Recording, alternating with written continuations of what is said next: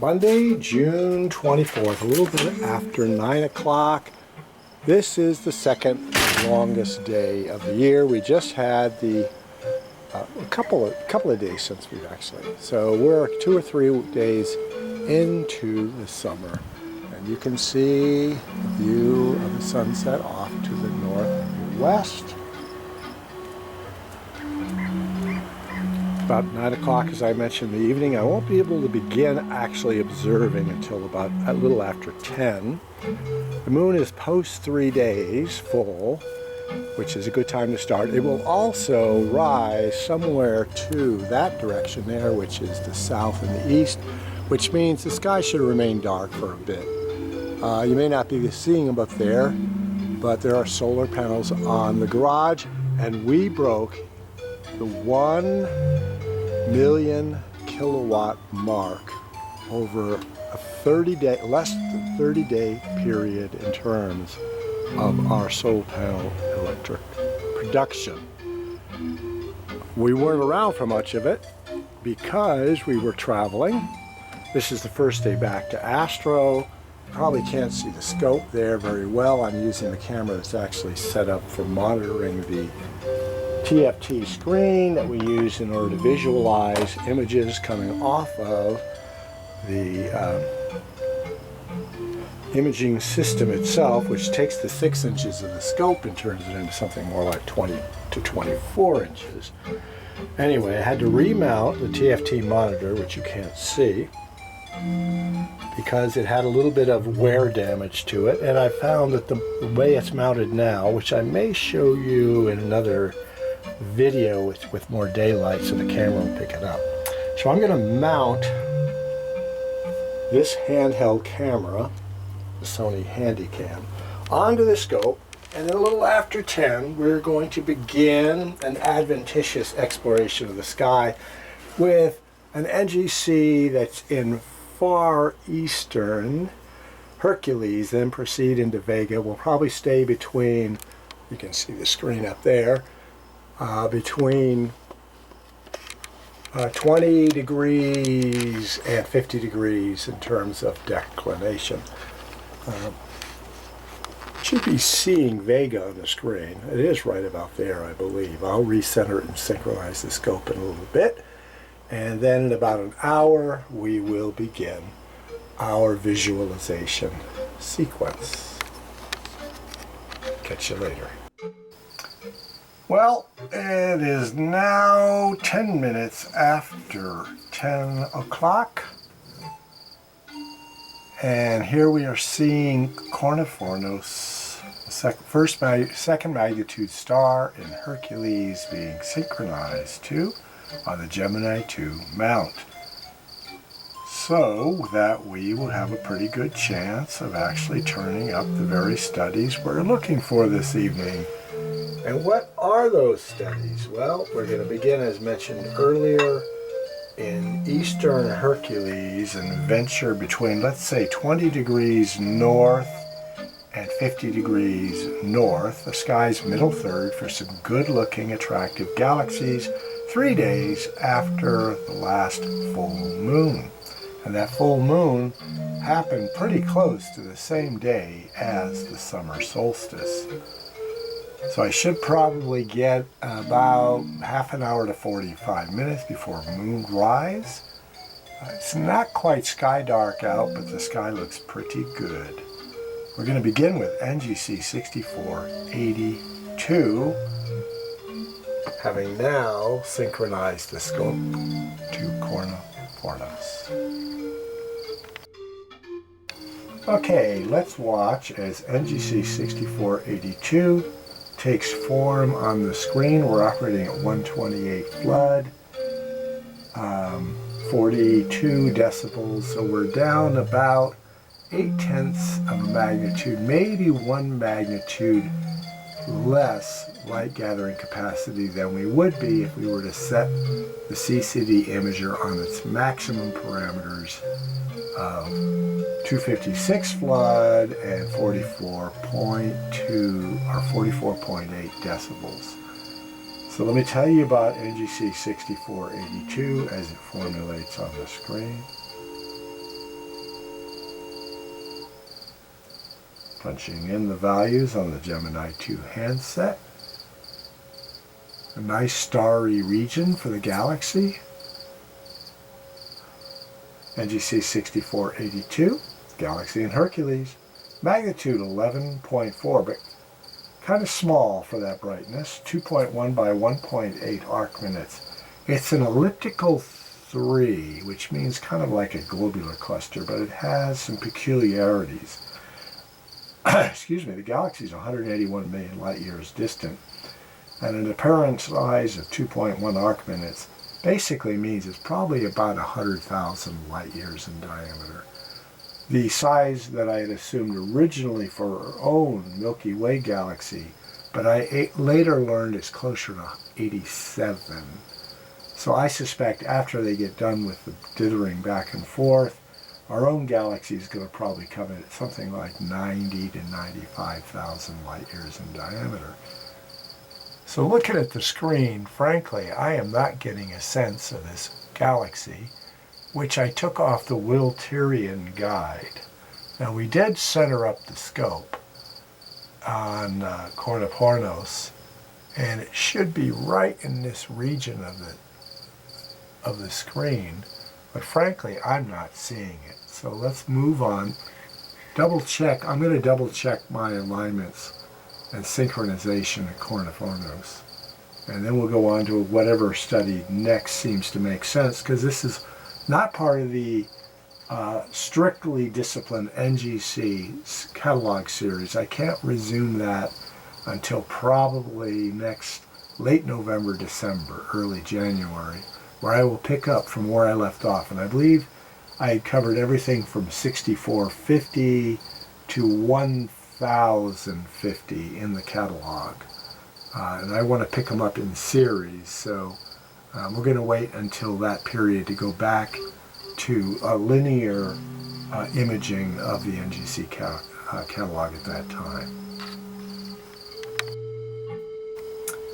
All right, this is once again Kornipornos, and it's pretty reasonably well centered on the screen. Maybe 3 or 4 arc minutes on perfect centering, and that's indicates that we should have been picking up 6482 on the screen earlier. Let's move on. NGC 6484 is a galaxy in Hercules in a nice starry venue. Fainter than 6482, magnitude 12.3, but not by much, about the same size, 1.9 by 1.8 arc minutes. This one, however, is not an elliptical. It's a spiral with a bar, spiral with a lowercase b. It is located 143 million light years distant, so roughly about the same size as our own Milky Way galaxy. We're at right ascension 1751.46 and declination plus 24.28, 59.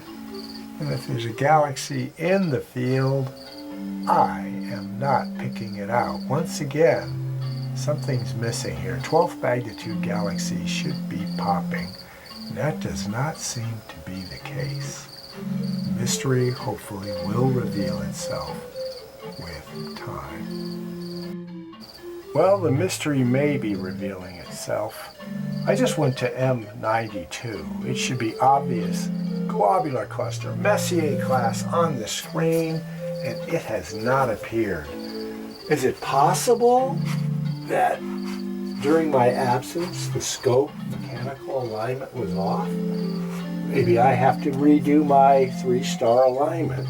Or maybe Kornipornos' data is not particularly good. What I'm having to do now is try to position myself at the eyepiece of the finder scope so I can center up Messier 92 so we can get a sense.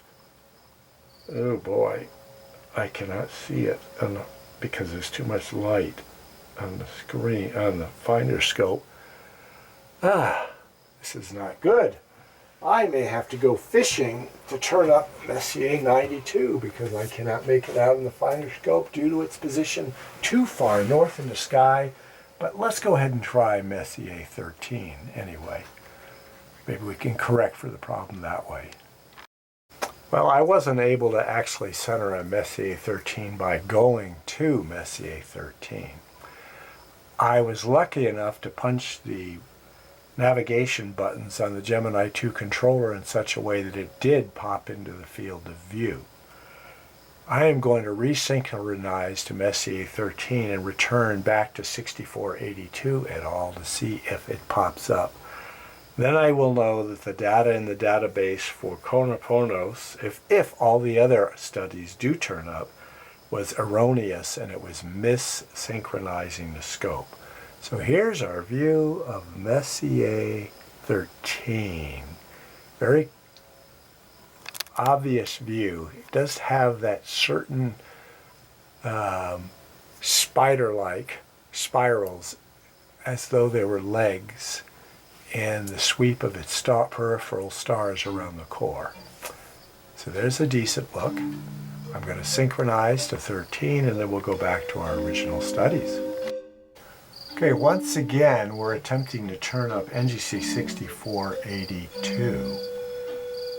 Should be an obvious galaxy at magnitude 11.4, 2.1 by 1.8 arc minutes, elliptical class 3 with peculiarities, and it ain't there. So even though I synchronized the scope to Messier 13, what I'm seeing here is we are not getting particularly good alignments this evening. Now remember, I've been away for a month. I did reset the clock to make it accurate. I did make sure it parked in a balanced way. And so I had done all the things that I ordinarily would do to make sure that the scope would properly align when we pursued the NGC catalog. However, it has not played out in that way. So I may have to do a multi-star alignment before I can go any further this evening. Of course, I'm going to take a look at my my model parameters for this. Make sure it's all loaded up too. It should be.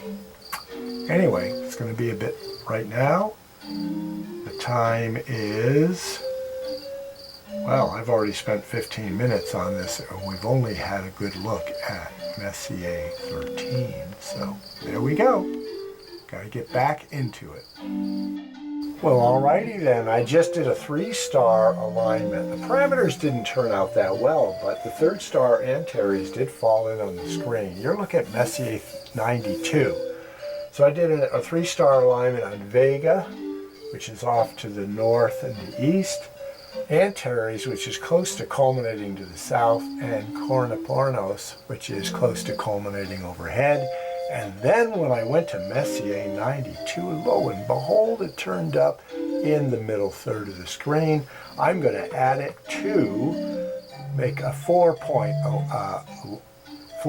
model before I resume going back to NGC 6482, that sub-12th magnitude galaxy, which should have been quite apparent on the screen and alerted me to the fact that the parameters that I had set up over a month ago before traveling were no longer applicable. So I'm going to go ahead and realign on 92 and then we'll proceed to that galaxy, NGC 6482, which came out of the Wiltirian guide that I use when I'm looking for brightish galaxies to get started at in the night sky. Once again, we're on the quest for NGC 6482.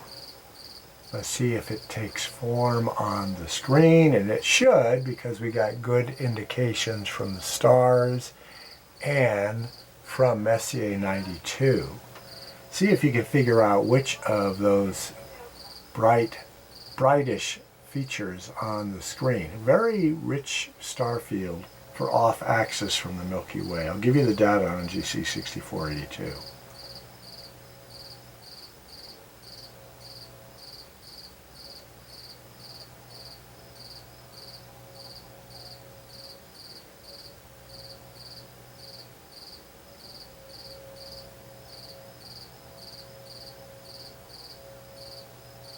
NGC 6482, Galaxy Hercules, magnitude 11.4, 2.1 by 1.8 arc minutes, Elliptical class 3, so slightly oblate with some peculiarities, which means it probably recently absorbed another galaxy. We're at right ascension 1751.48, declination 2304.19, and my sense is this is our baby right there. And you see 6482.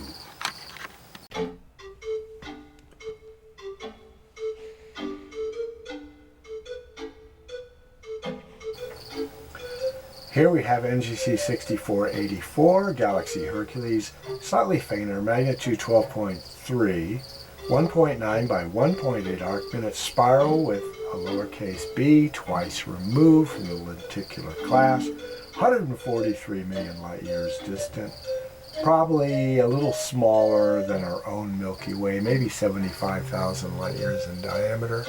And there's our look.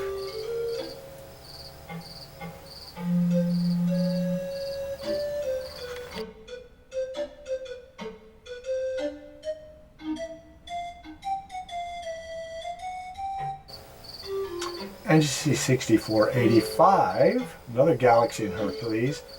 Now we're about a magnitude plus fainter than the original Galaxy 6482.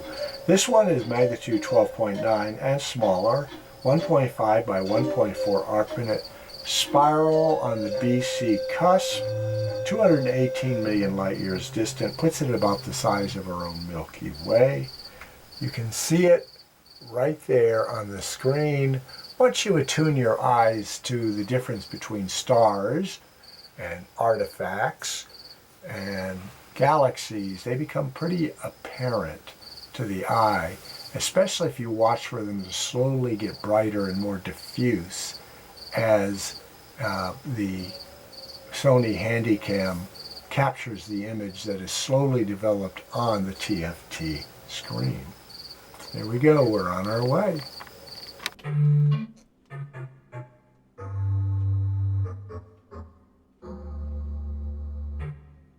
Watch this one develop.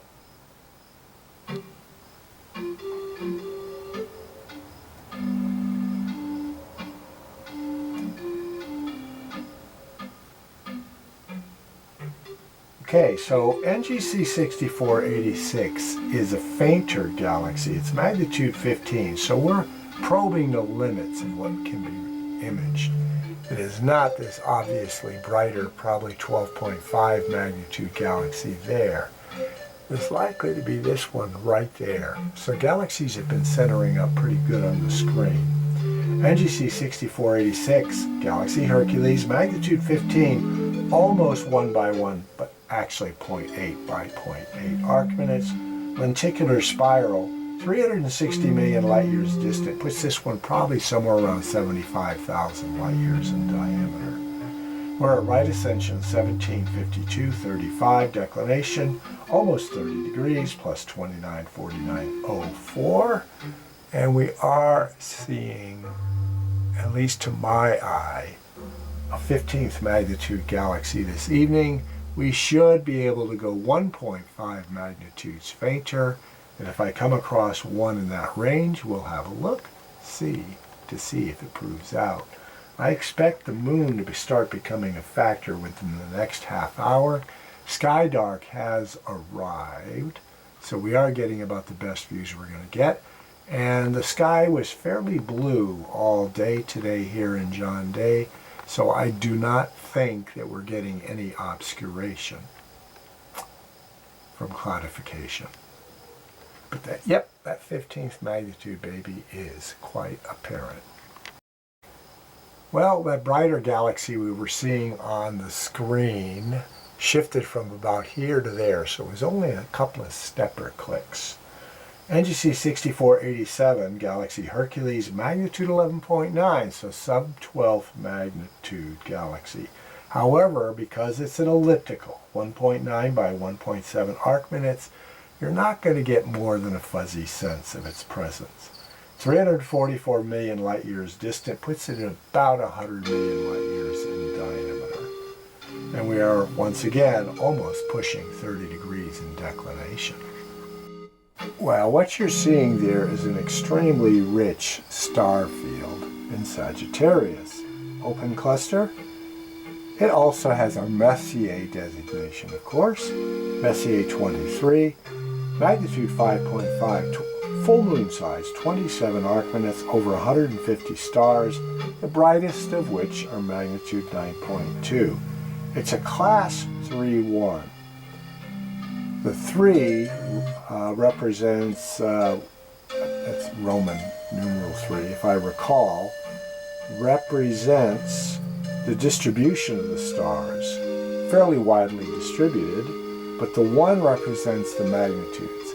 Most of those stars are very similarly magnitude, so tightly bound in terms of magnitudes, but disparately placed in terms of the position on the screen, so not very condensed.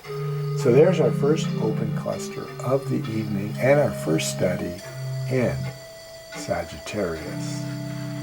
I'd like to point out that everything we started viewing tonight from 6482, I believe, on, were all part of a previous study where I launched into the NGC catalog.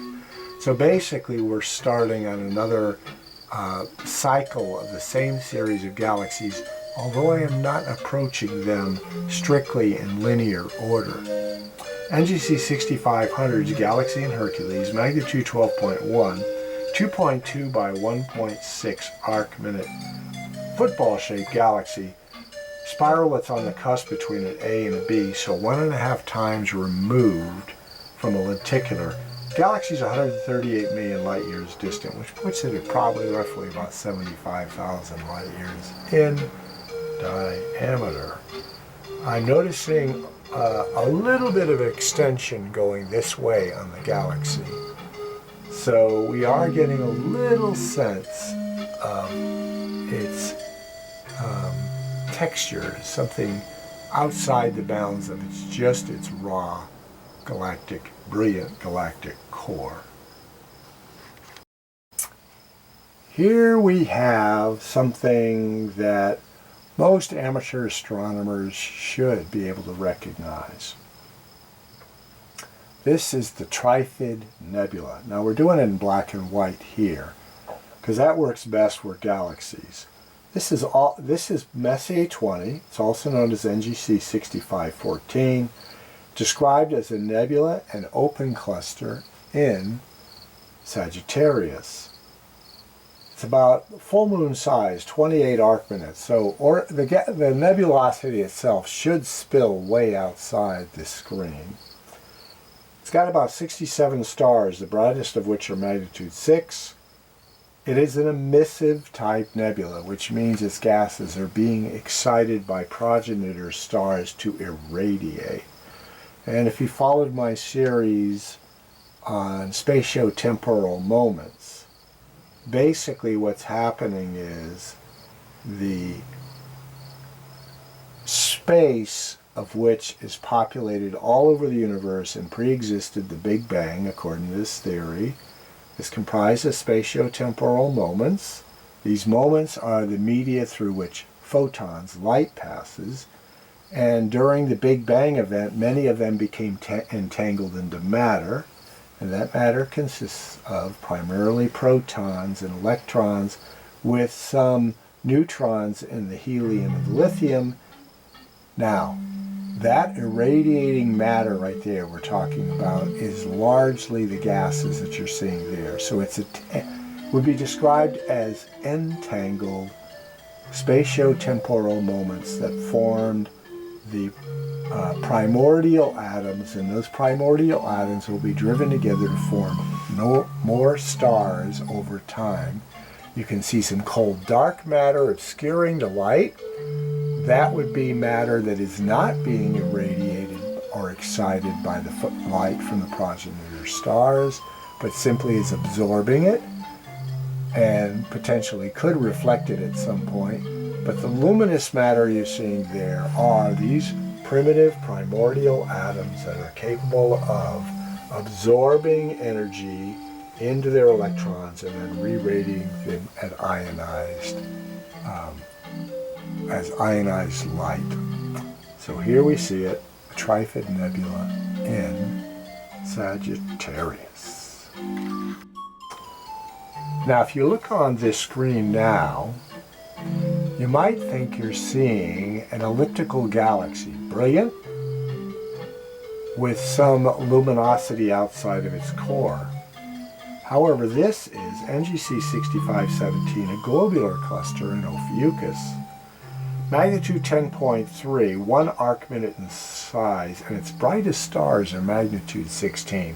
And if you look closely at that, outside the core of the galaxy you see clouds of stars forming, but you should also see some individual stars. My experience with imaging, we got a very slow moving satellite pass, so let's watch this baby. I want to see if it makes any weird turns. So keep an eye on that as I give you more data. A little bit wriggly, isn't it? Anyway, this globular cluster gives an impression of being an elliptical galaxy, or possibly a spiral galaxy with some extensions. However, at magnitude 10.3, it would just be within the range of a 6-inch scope to detect it. But we are seeing it rather brilliantly because we're not at the eyepiece, we're at the CCD imager. There has been a little bit of wriggliness to this satellite passage, and it's fairly slow. You might want to calculate how long it took to go across the screen, and you might want to know that this distance from here to here is about 15 arc minutes. All right, moving on. All right, notice how brilliant the screen is. Well, that's because we've gone deep south. We're at NGC 6522 globular cluster in Sagittarius, brighter than the last one and larger, 9.9 magnitude, 5.6 arc minutes. Its brightest stars are magnitude 14.1. It's a class 6, which means right in the middling of the density gradient for globular clusters. It is located 23,000 light years distant, which puts it in the Messier 92, Messier 13 range. However, we are at minus 30 degrees in declination, which puts this undetectable. Wow, maybe we're just not getting a good alignment down there. A 10th magnitude globular cluster, perhaps a little bit beyond our reach because it's only about 10 or 12 degrees above the celestial equator. Thought we might want to go down there just to get a sense of this. Here we are seeing another nebular and open cluster, which should be quite identifiable to amateur astronomers. NGC 6523 is also known as Messier 8. It's magnitude 5, larger than the Moon, 45 by 30 arc minutes. It is an emissive type, 4,300 light years distant. We're at right ascension 180341, declination 242248. And what we're going to do now, and this will be our last study for the evening, but I'm going to shift the imager over into auto mode to see whether it automatically detects color. So you go ahead and watch it. I'm going to make some adjustments on the imager as you do so. It will shift around a little bit on the screen. Make some custom changes. Now look where I'm navigating to day-night mode. Let's see what happens when we shift it to auto mode, the day mode. All right, auto mode means it'll shift between black and white and color.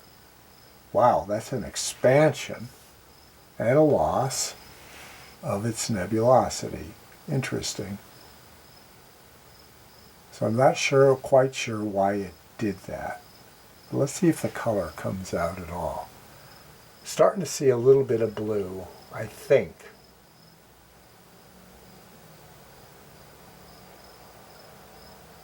Maybe it's not detecting enough color presence to present it in color. If we go to night mode, we go to day mode. Now notice when you go to day mode, you turn off the infrared optimization.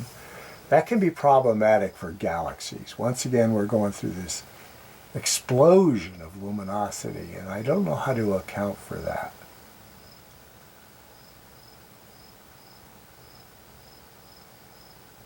And we are seeing color on the screen. So I'm going to back out and save this setting.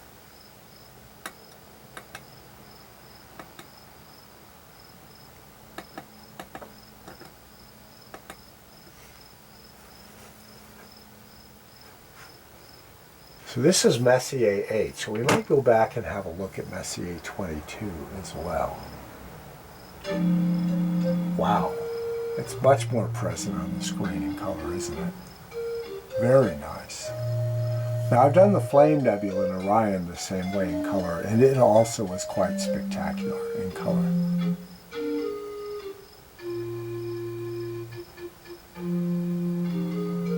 Very nice. I'm really happy to see it. Let's go back and let's take a look at a couple of other nebulosities, since we are now entering into the summer season and many of these studies are now culminating. So here we go. Once again, this is Messier 8, and I'll allow the image to generate, continue to generate as I skip through.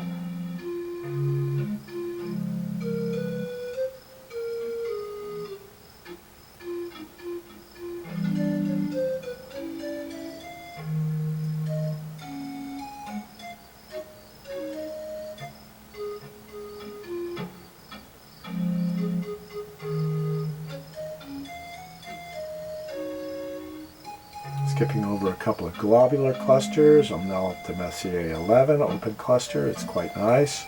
12 is a globular cluster. 13, of course. 14 is a globular cluster. 15, we should be coming up on, and Messier 16, a nebula. Let's take a look at that. I believe that may be the Eagle, but there's your view in color of Messier 8. Here we see Messier 8. Messier 16. Multiply 8 by 2.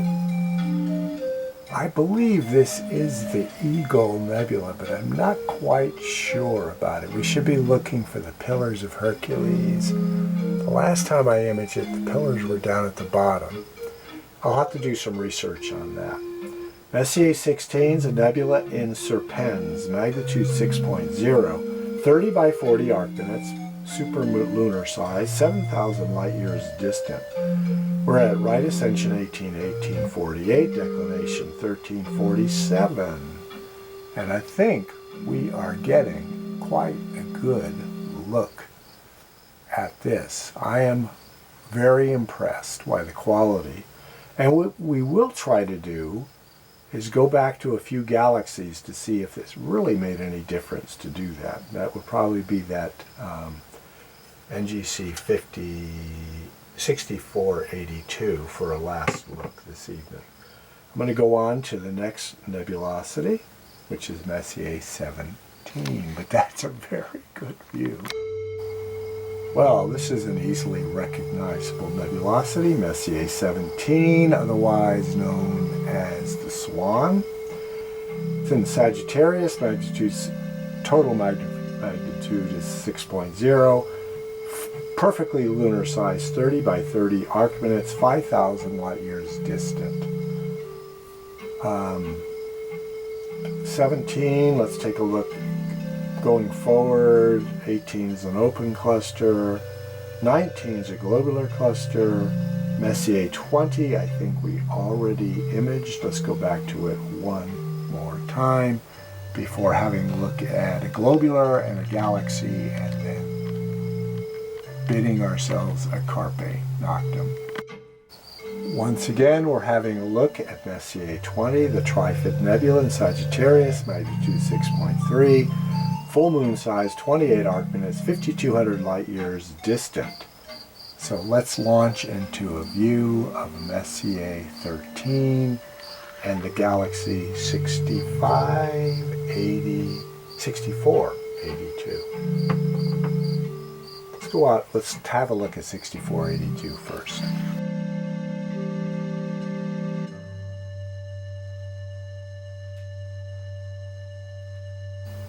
Okay then, NGC 6482, hopefully it's somewhere on the screen. I do believe it's this rather luminous spot right there. It's that galaxy in Hercules, magnitude 11.4, 2.1 by 1.8 arc minutes, elliptical of the 30 type with peculiarities. And as I recall, it had some kind of an extension shooting off. Probably have recently assimilated a neighboring galaxy. Background sky looks pretty good. It's colored, however, kind of a greenish color, and greenish blue. We're right back to 17 hour, 51 minutes and 48 seconds, declination plus 2304.19. Having had that recurrent view several times this evening, the first time we tried to actually turn it up and we discovered the mount was not really well aligning. I would say the view we're getting right now is as good, if not better, than the one we had in black and white mode with IR optimization on. So that's impressive. The screen is probably giving a color that is not really quite accurate. I'd have to play with the hue settings. But the nebulosity looked quite good. Let's have a look at Messier 13 in color. Okay, Messier 13 is not a good comparison. We're getting a little bit of blockage of the aperture on the part of the roof try. I would say maybe even 50% of the aperture, which for a globular cluster is probably quite nice. We were not getting any blockage on any of the previous studies, including 6482. So this is our Carpe Noctem view of Messier 13, probably in the northern hemisphere from the celestial equator north, the finest globular cluster we can see in the night sky.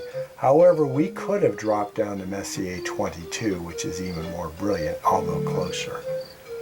So what I'm going to say here is Carpe Noctem.